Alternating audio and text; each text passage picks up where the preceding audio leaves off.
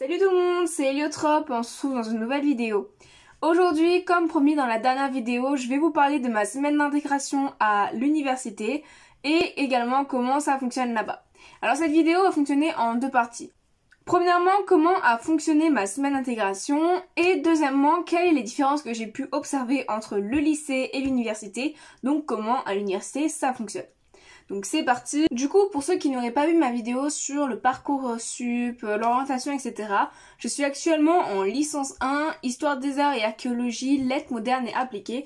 Alors oui, je sais, ça fait peur, c'est très long, même moi ça me fait peur. Ma semaine d'intégration a fonctionné sur 3 jours, donc c'est pas vraiment une semaine d'intégration, mais en tout cas il y a eu 3 jours où j'ai été convoquée à l'université. Donc j'ai reçu une convocation de rendez-vous de rentrée à partir du moment où j'ai été inscrite administrativement. Donc j'ai eu les rendez-vous directement même si j'étais pas encore inscrite pédagogiquement. Ma semaine d'intégration a commencé le mercredi 5 je crois, je suis plus trop sûre de la date, où j'ai été convoquée le matin à Bron et l'après-midi à Lyon. Alors ce que j'ai appris du coup c'est que en effet ma licence fait que je travaille sur les deux campus. Je suis à l'Université des Lumières et du coup j'ai le campus de Bron et de Lyon. Ce jour-là j'ai pas appris grand chose en général. J'ai plus fait la connaissance de certains professeurs qui nous ont expliqué comment allait fonctionner l'année par rapport aux cours spécifiques. Et on a été présenté à certaines personnes importantes de l'organisation de l'université, comme le COSI, etc., dont je vais vous parler plus tard. Donc voilà, ça a été plus le moment où on a fait connaissance avec les lieux et les personnes que d'avoir de réelles informations. Bien sûr, pendant la réunion, il y avait quand même 2-3 informations qui étaient importantes que je vous citerai plus tard. Et dans ce cas-là, j'ai pris des notes parce que c'était le début de l'université. Le deuxième jour, jeudi, j'ai été convoquée seulement l'après-midi il me semble, mais je ne suis pas trop sûre. C'était une réunion sur le campus de Lyon et par rapport à ce qu'on appelle les TIC. Alors, je ne sais plus exactement ce que signifie TIC, mais en gros c'était un moment où ils nous ont appris à utiliser les ordinateurs et surtout l'intranet du site de l'université, donc avec tous les outils qu'on avait à disposition, etc. Donc tout ce qui est le Moodle, tout ce qui est la boîte mail, etc. Et le troisième jour, vendredi, il me semble que j'avais été convoquée le matin et c'était encore une fois sur le campus de Lyon. Et c'était par rapport à tout ce qui était vie étudiante. Donc d'abord on nous a présenté pas mal de choses comme je viens de le dire, le COSI, dont je vais vous parler plus tard, tout ce qui est la MDE, la cantine associative, etc. Donc plein de trucs qu'ils nous ont expliqué. Ils nous ont vraiment expliqué le fonctionnement du campus, réunion que j'aurais préféré avoir le premier jour avant de me perdre 3 fois dans le campus, mais c'est pas grave. Pendant cette réunion c'était sympa, c'était ma préférée de réunion. Dans l'amphi où on était, c'était le plus grand amphi je crois que j'avais pu avoir depuis la rentrée. Et sur le tableau, il était projeté un quiz et sur nos téléphones on pouvait participer. Donc ça nous faisait bien comprendre les informations, etc. Donc c'était plutôt sympa. Pendant cette semaine d'intégration, il me semble que cette semaine d'intégration en dehors des réunions de rentrée ont duré à peu près 2 semaines. Et pendant ce moment-là, il y avait eu pas mal de forums, donc tout ce qui est association, discussion de la MDE, des stands de UNICEF, etc. Personnellement, je n'ai été à aucune de ces genres de forums, de réunions, etc. Tout simplement parce que je n'avais pas envie, je n'avais pas forcément le temps, mais j'ai vu quelques photos, quelques vidéos sur le Insta de l'université, donc ça avait l'air vraiment pas mal. Personnellement, en plus d'avoir découvert l'université, découvert les gens, le fonctionnement, etc., j'ai découvert un nouveau moyen de transport, les TCL. Alors pour ceux qui habitent à Lyon, vous savez, pour ceux qui ne s'habitent pas, c'est les transports communs lyonnais. Donc j'ai un abonnement TCL qui fait que je peux utiliser tous les TCL en illimité. En fait c'est un abonnement par mois donc après je me paye tous les mois mais après je suis tranquille, vraiment c'est top. Dans les TCL il y a tout ce qui est bus, tram, métro, funiculaire. J'ai découvert ce mot il y a pas si longtemps que ça. Donc voilà, c'était vraiment très sympa de découvrir tous ces transports en commun. Et même si ça m'arrive encore d'avoir des bourdes comme ce matin où j'ai loupé mon arrêt, donc j'ai dû trouver un moyen de me démerder. Sinon c'est vraiment très pratique parce que au final on s'y retrouve facilement si on prend toujours les mêmes trucs. Et il existe ce qu'on appelle l'application TCL qui nous permet de nous orienter facilement dans la ville. Tu dis où tu es, où tu veux aller et ça te donne toutes les possibilités de transport que tu peux prendre. Du coup quand je dis que j'utilise régulièrement les TCL, c'est que j'ai à peu près 1 heure de trajet le matin comme le soir, peu importe si je vais sur le campus de Lyon ou de Bron. En soit pour la partie d'introduction, la partie d'insertion, etc. c'est plutôt tout. Je n'ai pas grand chose à raconter par rapport aux soirées d'intégration étant donné que je n'ai pas pu y aller car les peu de soirées d'intégration que j'ai pu voir, que ce soit sur Facebook ou les affiches dans l'université en lui-même, sont à des jours où je peux pas vraiment y aller. Ce sont soit des mercredis, des mardis ou même des jeudis. Le lendemain, étant donné que j'ai cours, je préfère ne pas y aller. Et en plus de ça, je ne connais pas encore suffisamment de personnes sur Lyon pour me permettre d'aller à une soirée.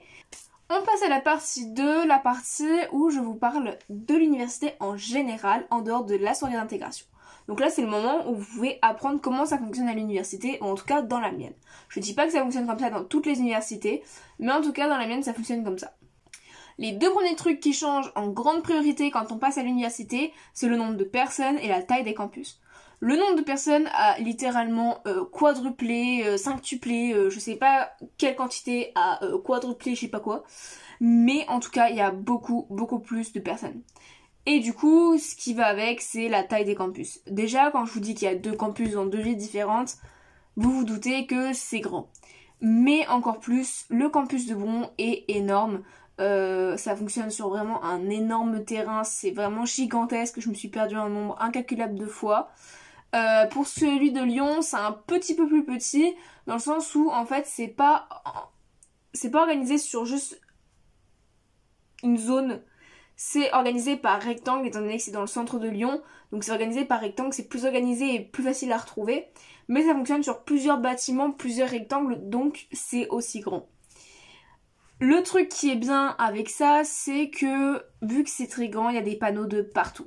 Et du coup, c'est très coloré parce que du coup, ça nous permet de les repérer de loin et à mieux comprendre, ça fonctionne par coup de couleur.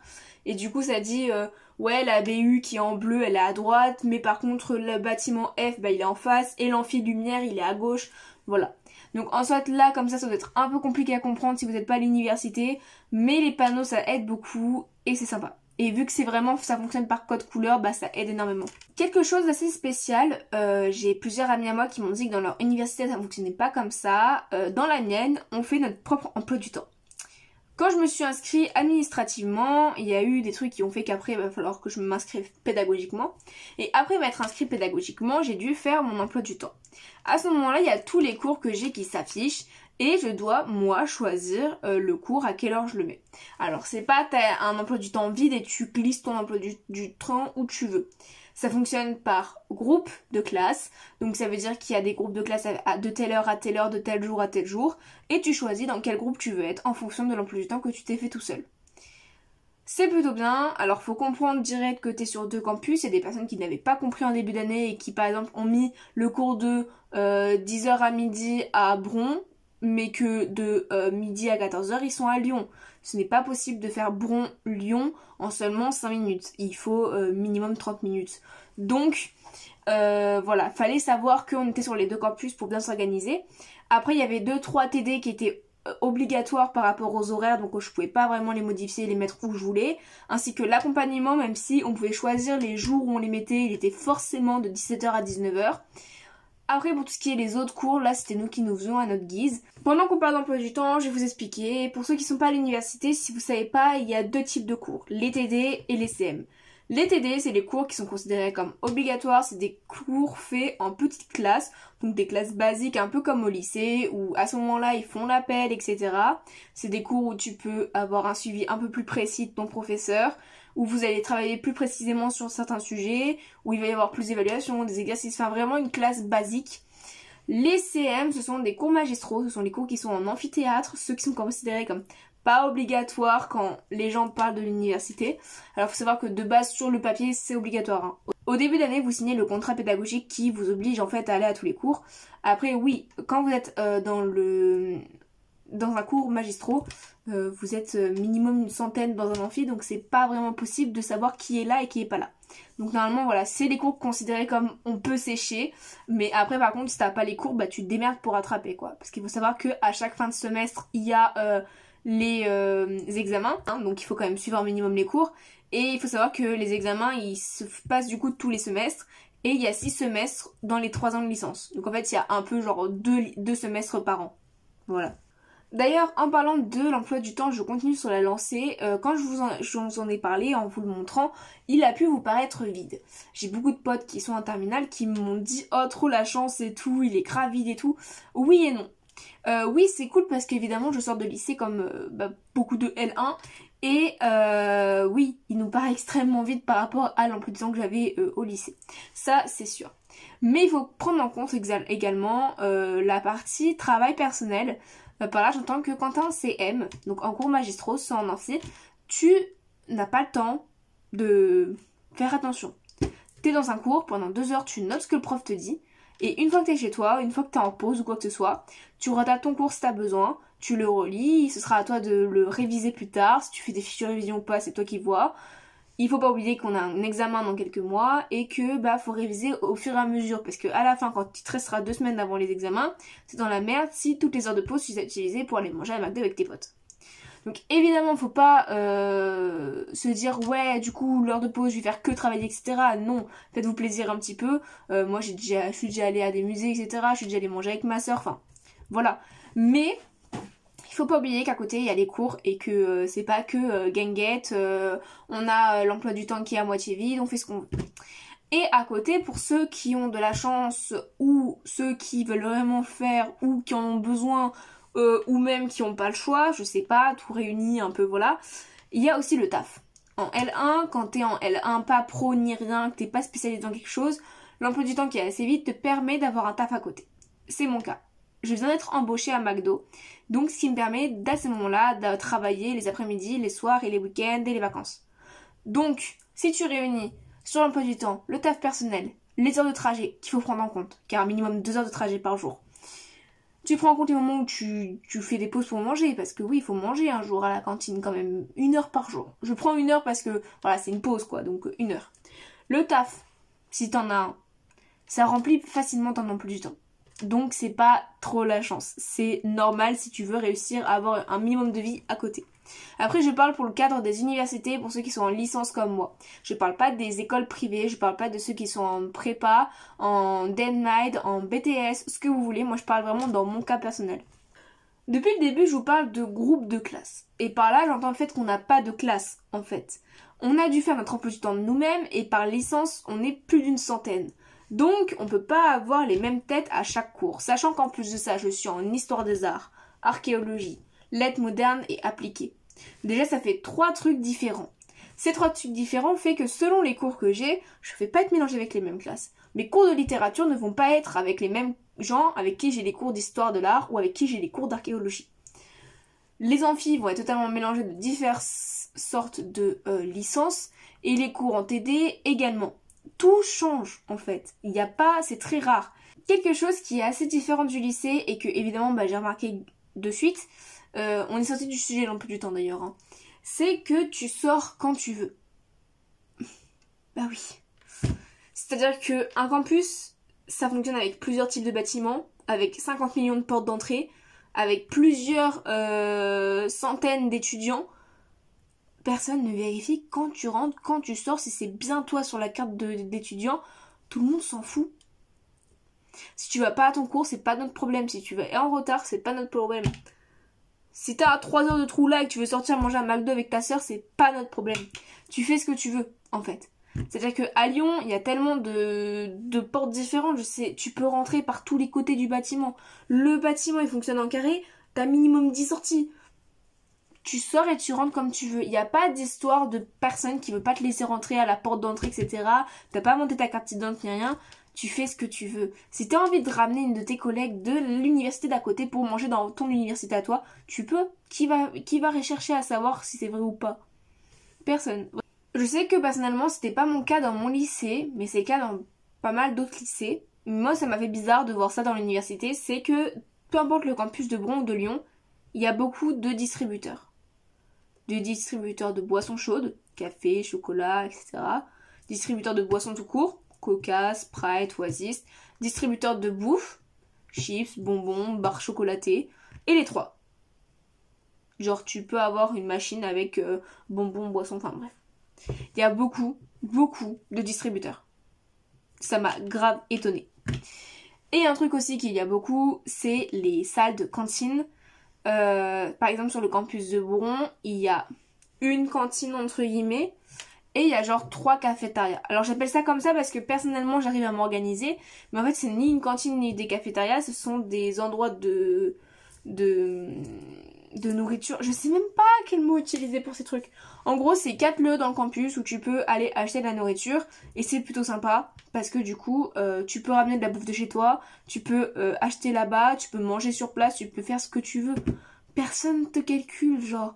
Un truc qui fait que déjà de base j'aime bien Lyon pour ça, mais là le campus c'est incroyable, c'est que c'est beaucoup plus vivant. Il y a tellement plus d'étudiants, plus d'associations, etc. que évidemment c'est plus vivant. C'est pas au lycée que tu vas avoir des gens qui vont faire un concert dans la cour improvisé, enfin... Du coup avec ça il y a également beaucoup d'événements et par là j'entends le fait qu'il y a beaucoup d'associations, etc. Il y a des lieux pour faire de la photographie, il y a des lieux pour faire de la danse, du chant, du théâtre. Il y a je crois un truc dessin, il y a beaucoup d'associations sportives, il y en a qui sont gratuites, d'autres payantes. Mais en fait, il y a énormément de choses, de possibilités, de choses à faire à l'université. Et c'est beaucoup trop bien. Genre, ça te laisse plein de possibilités et c'est génial, genre. Maintenant, je vais vous parler du COSI. Le COSI dont je vous ai parlé au début de vidéo. Le COSI, c'est le centre, en fait, d'orientation de l'université. Donc, c'est un centre où ils vont t'aider et te suivre. Donc, tu vas avoir un suivi personnel sur tes questions de l'université et surtout ta réorientation si tu veux te réorienter. Je suis pas encore allée donc je pourrais pas exactement vous expliquer ce que c'est en détail, mais je sais que si tu as besoin de te réorienter, si tu as besoin d'informations, de documentation, etc., tu peux y aller, donc prendre rendez-vous, te déplacer, faire plein de trucs. Tu peux les appeler, leur envoyer un mail, juste y aller. Et en fait, c'est trop bien parce que c'est là pour t'aider dans ton orientation, parce que à partir du moment où tu es au lycée, il faut savoir que se réorienter, c'est pas une honte. C'est pas une honte de pas savoir ce qu'on veut faire, c'est pas une honte de pas savoir où on en est ou de s'être trompé. Personnellement, actuellement, je me suis trompée. Je suis en L1, Histoire des Arts, Archéologie, Lettres modernes appliquées. Ça ne me plaît pas, ça ne me plaît absolument pas, donc je verrai ce que je peux faire. Je dois aller au COSI pour prendre rendez-vous, pour avoir une discussion avec quelqu'un et pour savoir bon je fais quoi maintenant, est-ce que je me réoriente à la fin du premier semestre ou à la fin de l'année, est-ce que je finis ma licence, on verra bien. En attendant, le COSI c'est trop bien. Je sais pas si le COSI existe dans les autres universités, s'il s'appelle autrement ou quoi que ce soit, mais chez nous il y a ça et c'est génial. Et pour finir, je tenais à parler d'un truc qui est la MDE. La MDE, c'est la maison des étudiants. Alors, non seulement c'est quelque chose qui fait que ça peut nous aider dans la vie d'étudiant, je sais pas encore pour le moment à quoi ils servent, je suis désolée, c'est un peu bizarre de dire ça, mais je sais pas vraiment en quoi ils consistent dans la vie à l'université, mais il me semble que c'est un peu l'endroit où on peut aller pour tout ce qui est association, création d'associations, etc. Mais le bâtiment lui-même de la MDE, pour ce qui est de Bron en tout cas, c'est un lieu où tu peux y aller pour te poser, travailler. Et à l'étage, il y a un lieu où on peut se reposer. Alors, je sais pas si c'est fait pour ça à la base, mais en fait, c'est un endroit où il y a beaucoup de poufs, des gros poufs qui font la taille d'un humain. Et en fait, quand il va, souvent, il y a beaucoup de gens qui dorment, et c'est ce que j'ai fait ce matin. La MDE aide aussi tout ce qui est les élèves en situation de handicap. Il y a pas mal de trucs mis en place pour eux, et c'est vraiment bien. Et également l'endroit où on peut parler des personnes qui ne se souviennent pas de France. Donc les étudiants, que ce soit en échange ou les étudiants qui viennent d'arriver en France. Je ne saurais pas utiliser les bons termes et en plus je ne suis pas la meilleure concernée pour en parler. Mais en tout cas, toutes les choses mises en place à l'université sont hyper intéressantes. Donc voilà. J'espère que cette vidéo vous aura plu, qu'elle vous aura aidé et éclairé sur comment fonctionne l'université. Si vous avez des questions, n'hésitez pas à me le dire en commentaire et n'hésitez pas aussi à me dire comment s'est passée votre insertion ou votre rentrée en commentaire, ça m'intéresse et je lis tous les commentaires. Encore une fois, me faites pas répéter dans les commentaires s'il vous plaît, puisque ça a été le cas pour pas mal de mes vidéos qui concernaient mon lycée. Pour ce que je viens de dire, ça concerne uniquement mon université. Je ne sais pas comment ça se passe dans les autres, en tout cas dans la mienne ça fonctionne comme ça. Si vous êtes de mon université et que j'ai omis des détails, n'hésitez pas à me les dire en commentaire parce que je ne suis pas parfaite, j'ai sûrement oublié plein de choses ou dit des bêtises. Donc n'hésitez pas à me reprendre, c'est pas un souci. Si vous avez aimé, n'hésitez pas à liker, à vous abonner, à mettre la petite cloche pour qu'on puisse se retrouver dans la prochaine vidéo, qui sera, je pense, sur le sujet de l'art, que ce soit dessin, bullet ou expo, je ne sais pas encore, mais je compte bien revenir petit à petit sur le sujet de l'art, car on a beaucoup dévié dernièrement. En tout cas, j'étais contente de vous retrouver, on se retrouve bientôt pour la prochaine vidéo, restez connectés, ciao!